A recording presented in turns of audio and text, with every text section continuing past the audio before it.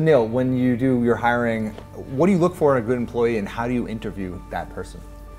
Ooh, that's a tough one. I look for a lot of things. So first off, during the interview process, I don't just interview people being like, hey, what do you think value you can add to the company and why do you want to work here?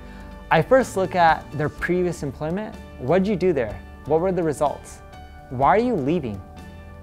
Right? They have to have a good concrete reason. It can't just be like, oh, I'm looking for more money. I'm not saying we won't pay people more money. I'm just saying they have to have a good reason, like, oh, I'm not learning enough, or, oh, something wasn't promised that I was being got, right? Like they have a good reason to leaving. And the reason I say that is anytime you guys are hiring, if you're not hiring people, if you're hiring people who just keep leaving jobs, they're considered like hoppers, they're gonna end up working for you and then they're gonna go away. But if you hire people who stick around from previous companies, like they stay there for years, they're much more likely to stick around with your business. You're not gonna have to keep replacing. It's very expensive to continue to hire new people for the same role. In addition to that, you wanna make sure that that person can produce. So I ask them, hey, if you're doing this role within my company, what would you do? And I'm not looking for overall arching strategies, I'm looking for specific tactics. There's a lot of people who can read, but there's very few people who can actually implement. I'm looking for executors. Then I want references of their old employers. Of course, if they have a current job, I can't call their current boss, but I would call all their previous ones. And I tell them, I'm really gonna call them because we really do, and we do reference checks. And it'll be funny because most people think like, oh, no one does reference checks. We do reference checks and we actually find out about the person, and you'll learn a lot of interesting things such as their weaknesses, their strengths.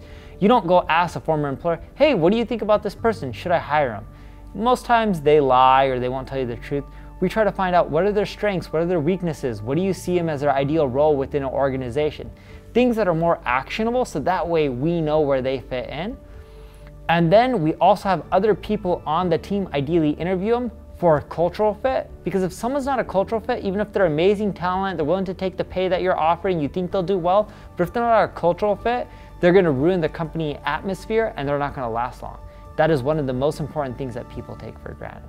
But that's our process for hiring, and it takes roughly 30 days from when we interview someone before they start, because 2 weeks notice, have to go through the checks and the balances, multiple people within an organization need to interview, but that's how we hire people.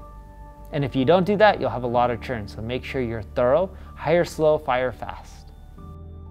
So if you like this video, like, comment, share. I do appreciate it. And if I can ever do anything to help you out, genuinely, even if it's, giving you some advice, I don't care for the money, just leave a comment below and I will do my best to try to help you out and answer all your questions. Thank you for watching.